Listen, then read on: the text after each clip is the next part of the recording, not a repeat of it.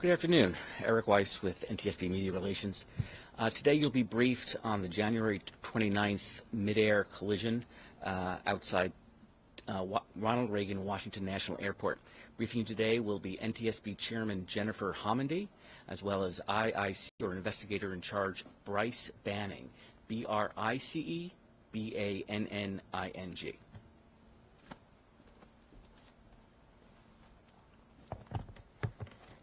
Good afternoon, and thank you for joining us. Today, we're issuing our preliminary report of the mid-air collision involving a U.S. Army Sikorsky UH-60 Lima, or Black Hawk, and PSA Airlines doing business as American Airlines Flight 5342 over the Potomac River in Washington, D.C. on January 29th. As a reminder, our preliminary reports are just that. They are preliminary. We still have a lot of work to do in this investigation, so the report contains only the facts that we're able to validate and release at this time. If we still have questions on something, or there's an area that we need to do more investigative work on, we're going to do that work, and that takes time. What we're not going to do is release unverified information which would only mislead the public, regulators, and others. Also, since I'm level setting here, this report does not include any analysis. That comes later in our investigation. Right now, we are still in the fact-finding phase of this investigation. I often say that the easiest and quickest part of the investigation is determining what happened. The part that takes longer is the how and why. The NTSB prides itself on being the global leader in accident investigations. We are thorough and we're fact-based. Those facts, the evidence, serve as the foundation for our analysis, our probable cause, our findings, and our safety recommendations. Generally, the preliminary report we're releasing today discusses crew experience in terms of flight hours, the history of the flights, much of which was released in my last press conference, information on the recorders. We still have a lot of work to do in this area as the Black Hawk's combined cockpit voice and flight data recorder does not record date information, time information, or helicopter position information. And as I mentioned in the last press conference, there is inconsistency in the data which led us to declare the pressure altitude parameter on the Black Hawk as invalid. We're now in the process of determining whether that may have affected other helicopter systems that used pressure altitude as a data source, such as the altimeters. The report also contains information on the operators, the aircraft involved, air traffic control at the time of the crash, helicopter routes, the airport, emergency response and recovery operations, exams. But what I want to focus on this afternoon is our issuance of a recommendation report that contains 2 urgent safety recommendations to the Federal Aviation Administration, or FAA, concerning the helicopter routes near DCA.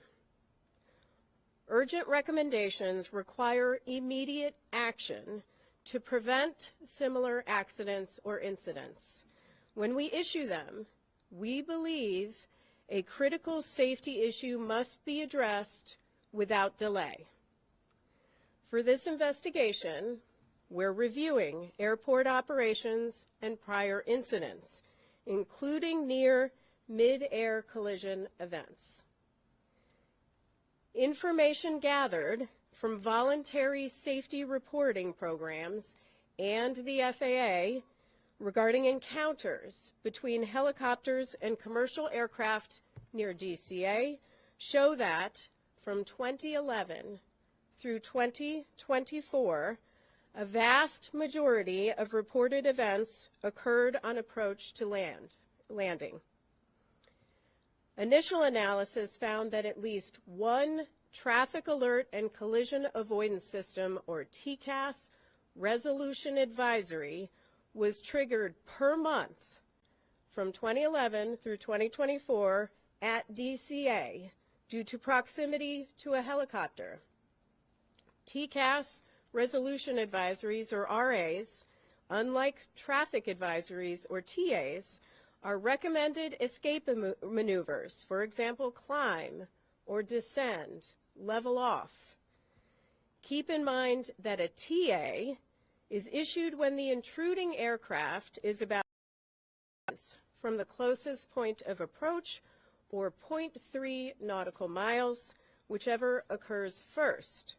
They are advisory, RAs indicate a collision threat and require immediate action. In over half of the encounters we reviewed, again from 2011 through 2024, the helicopter may have been above the route altitude restriction. 2/3 of the events occurred at night. We then reviewed commercial operations at DCA and found that between October 2021 and December 2024, there were a total of 944,179 commercial operations at DCA. These are instrument flight rules or IFR departures or arrivals. Again, that number is 944,179 commercial operations at DCA. During that time, again October 2021 through December 2024, there were 15,214 occurrences or close proximity events between commercial airplanes and helicopters in which there was a lateral separation distance of less than 1 nautical mile and vertical separation of less than 400 feet. There were 85 recorded events that involved a lateral separation of less than 1,500 feet and vertical separation of less than 200 feet. As a result of the accident, U.S. Department of Transportation Secretary Sean Duffy took swift action to ensure safety and restrict helicopter traffic from operating over the Potomac River at DCA until March 31st. And I want to commend him for that and commend the work of the FAA to also take swift action. As that deadline nears, we remain concerned about the significant potential for a future mid-air collision at DCA, which is why we are recommending a permanent solution today. On the chart to my right is a cross-section of the airspace that extends from runway 33's center line, spanning from the runway to the east bank of the Potomac River. The figure shows the separation distance that would exist according to FAA charts, with a helicopter on Route 4 and an airplane descending on the glide slope to runway 33. As stated in my last press conference and confirmed by the FAA, helicopter routes established by the FAA have no lateral boundaries, and the Baltimore-Washington helicopter route chart includes no warning for helicopters to operate a defined distance from the shoreline.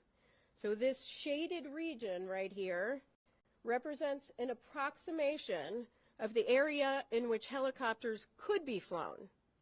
We know that the helicopter on the accident date was not in this area. It was to the west.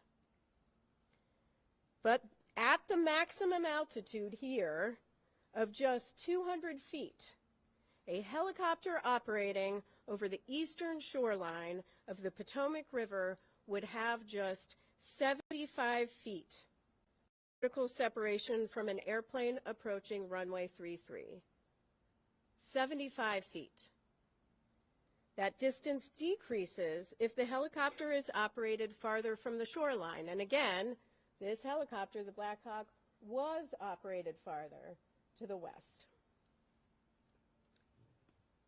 We've determined that the existing separation distances between helicopter traffic operating on Route 4 and aircraft landing on runway 33 are insufficient and pose an intolerable risk to aviation safety by increasing the chances of a mid-air collision at DCA.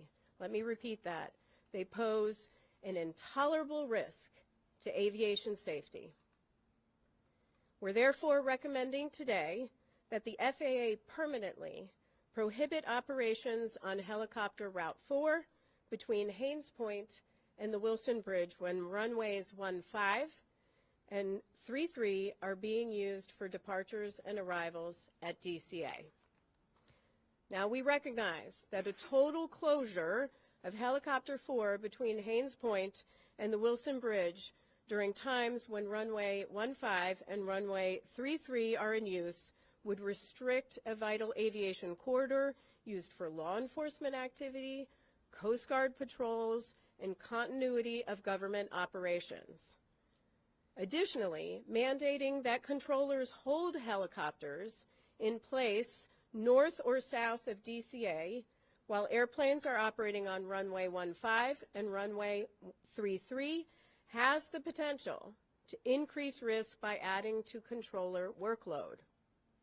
So we are also recommending that the FAA designate an alternative helicopter route that can be used to facilitate travel between Haynes Point and the Wilson Bridge when that segment of Route 4 is closed. From here, our team has a lot of work to do. We'll conduct a number of simulations, including in the Black Hawk simulator, CRJ simulator, ATC tower simulator, all using the accident inputs and conditions. We'll conduct a comprehensive visibility study for the CRJ flight, the Black Hawk flight, and tower visibility, all under night conditions. We will conduct additional interviews in helicopter operations and in air traffic control, and the team will continue to examine the radio altimeters, the barometric altimeters, and additional electronics. With that, I will take questions. Please raise your hand. I will call on you. Please state your name and your affiliation. Yes, sir. Tom Rousey with ABC7 here in D.C. So it sounds like you're saying the way this was done for years, every day was presenting an intolerable risk. Is that a correct characterization? Yes, that is a correct characterization. There's a serious safety issue here, which is why we're issuing these urgent safety recommendations. Fortunately, and I am pleased that Secretary Duffy took immediate action. Now we need to see that more permanent solution. Well, now that said, you're recommending an alternate route. Couldn't that take it over homes and potentially create battles there? That is something that the FAA has to look at as part of designating that route, which is why we're not prescribing a particular route. That is something they'll have to look at. Next question.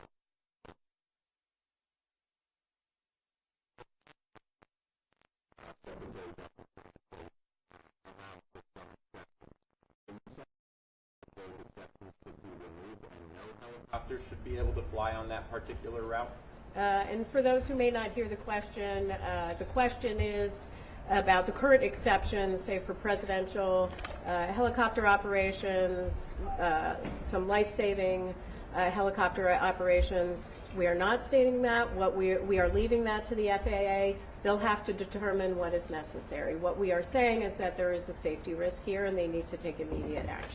To follow up on what you said, over half of the helicopters in these close, near collisions, I guess you could call them, were above the 200-foot threshold. Do you have any explanation for why that might have been the case? Was it issues with altitude instruments? Were they just ignoring the restrictions? The question is about the half that we believe was over the altitude restriction for the helicopter. We'll look at that as part of our investigation. Thank you. Pete. Please characterize how close a margin of 75 feet is, and then how angry does it make you that it took a fatal crash, the first fatal crash in the United States in decades, for that to expose this issue that was clearly baked into the airspace here? Well, the question is, could I characterize how close 75 feet is and whether this makes me angry? First, 75 feet is very close. That is far too close of a proximity. We have stated it's an intolerable risk to aviation safety. And we have called on DOT, FAA to take action. With respect to how angry it makes me, it does make me angry, but it also makes me feel incredibly devastated for families that are grieving because they lost loved ones. It shouldn't take a tragedy like this to occur. Unfortunately, one did, and so we are calling on action, but there clearly were indicators where safety trending could have occurred. Fortunately, we have a secretary in place that is taking safety very seriously, but it shouldn't take a tragedy to require immediate action. Would you call this an oversight, given the proximity of the glide path and the helicopter route? The question is whether I would call this an oversight. I would call it, I mean, it's stronger than an oversight, right? The data we have pulled is from a voluntary safety reporting system that FAA could have used any time, that data from October 2021 through December 2024. They could have used that information any time to determine that we have a trend here and a problem here and looked at that route. That didn't occur, which is why we're taking action today, but unfortunately people lost lives and loved ones are grieving. Sir? Yeah, Chair Hamady, Adam Tuss, Channel 4 here in D.C. Have you looked at the frequency of flights at Reagan National Airport, the number of aircraft that are landing day after day, and possibly, could make some recommendations there? Is that something you guys could do? The question is on the number of flights that are landing and departing from DCA and whether we're taking a look at that. Certainly everything is on the table right now as far as our investigation is concerned, and we will look at that. We're certainly going to look at separation distances between landing and departing aircraft as part of our investigation. That's something we would look at, but that's still to be done. Yes? BBC News, Nomia Iqbal. I wonder if you could tell us, could this have been prevented if there'd been more staffing? The question is, could this been prevented if there was more staffing? I assume you mean in air traffic control. That is part of our investigation and is part of the analysis phase of our investigation. Right now we are collecting facts on air traffic control. In our preliminary report today, we will mention that there were 5 controllers on position. There were 9 there, not in the cab, but in the tower. Some in the break room. We do know that the helicopter and the local position were combined at 3:40 p.m. So we are taking a look at that. We do not have any evidence that anybody left. In fact, the controller came back into rotation around 4:27 p.m. We also know that the flight data position and the clearance delivery positions were also combined for the entire day, which is not abnormal. If I can just follow up, I mean, you're making these recommendations, but you've got the White House and DOJ potentially making cuts, particularly to air traffic controllers. So I wonder how worried, concerned you might be about that. The question is about, again, air traffic control staffing and any sort of cuts. I don't want to speak for the Secretary. I believe they have a hiring exemption for air traffic controllers. I see his posts on X daily calling for people to apply for air traffic controller positions. So they are actively hiring, and so that is something he is doing right now. Hi, Will Guys, Black Beard Firm. I'm curious, as a part of your investigation, if you'll be looking into other airspace in the United States where helicopter routes might be judged with, regular traffic, airports, or other activities. I think it's why the aviation circle DCA is the only airspace in the country where there might be a climate there. Yeah, the question is whether we're looking at other airspace where there can be encounters between airplanes and helicopters. That may be part of our investigation. Certainly we've collected the information. I am pleased that FAA has announced that they've already begun looking at other airports across the nation. I would encourage them to continue to do that work. Yes, David. Chair, how many? 2 questions for you. One, did the board consider making recommendations to the military to have ADSB out on all helicopter flights in the area? Because we know that was not operating at the time. And secondly, is it a fair read of these recommendations that it will allow some helicopter traffic that